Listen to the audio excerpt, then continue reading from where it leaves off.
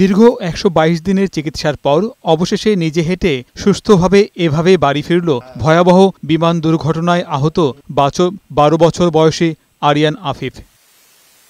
Milestone school বিমান দুর্ঘটনায় দগ্ধ হওয়ার পর জীবনযুদ্ধ জয় করেই বাড়ি ফিরল আরিয়ান।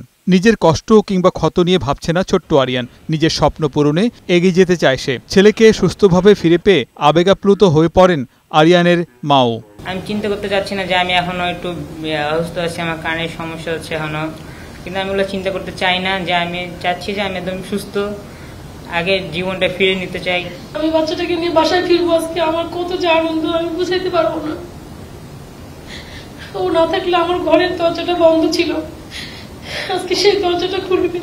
চিকিৎসকরা জানান, মাইলস্টোন স্কুল অ্যান্ড কলেজে বিমান দুর্ঘটনার পরপরই গুরুতর আহত অবস্থায় জাতীয় বার্ন ইনস্টিটিউটে ভর্তি হয় ১২ বছরের আরিয়ান আফিফ। ৪০% বেশি দগ্ধ ক্ষত নিয়ে আইসিইউতে রাখা হয় তাকে। জীবন মৃত্যুর সন্ধিক্ষণে ৮ দিন ভেন্টিলেশনে রাখা হয়। এরপরও জীবনযুদ্ধে পরাজিত হয়নি শিশু আরিয়ান। ওর হয়তো পরবর্তী বার্নের যে সমস্ত কমপ্লিকেশন কিছু আছে সেগুলা হয়তো স্কার সংক্রান্ত বিষয় কিংবা অন্যান্য জিনিস কিছু, সেগুলোর জন্য হয়তো আমাদের সাথে আবারও তার আশা লাগবে, হয়তো সাইকোথেরাপির জন্য, ফিজিওথেরাপির জন্য। বার্ন ইনস্টিটিউটের পরিচালক জানান, মাইলস্টোন ট্র্যাজেডিতে দগ্ধ ২ জন এখনও চিকিৎসাধীন রয়েছে। দ্রুত তারাও সুস্থ হয়ে বাড়ি ফেরার আশা করছেন তিনি।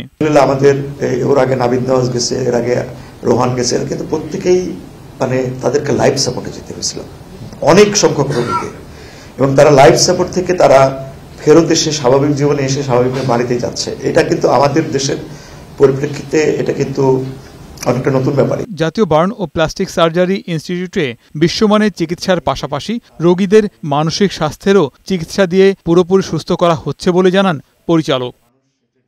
গোলাম মোর্শেদ, বৈশাখী সংবাদ, ঢাকা।